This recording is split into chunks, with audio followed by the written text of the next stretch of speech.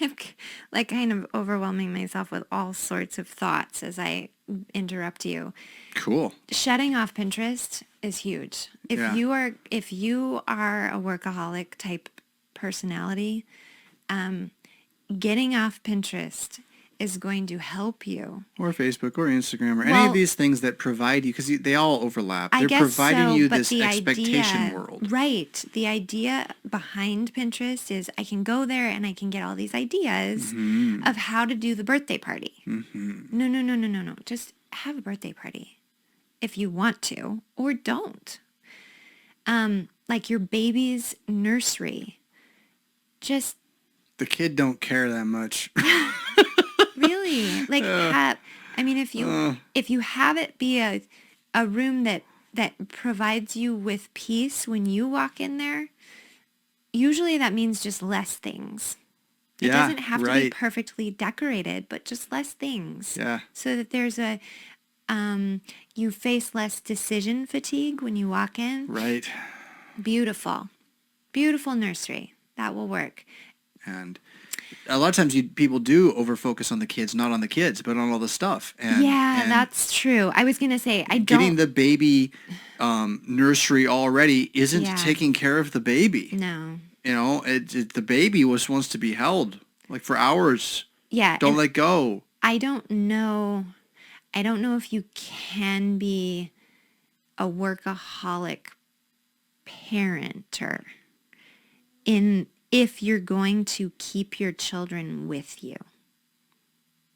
Does that make sense? Like if I am going to invest my day in having my children like be tomato staked to me and they come with me everywhere, you're going to have a very different view than if you're just Truth.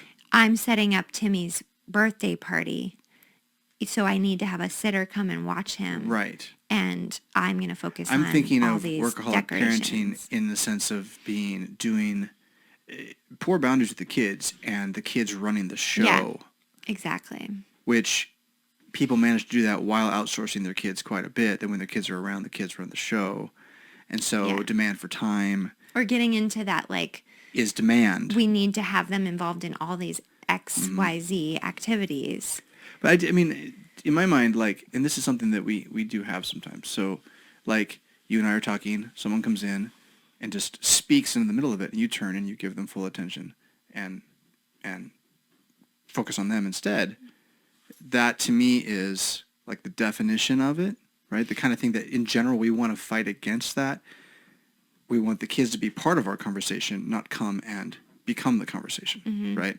And so as a parent to be, thinking about minimalism again is a way to try to create the space in which the human relationships are the things that matter, right? And then from there, building on good human relationships.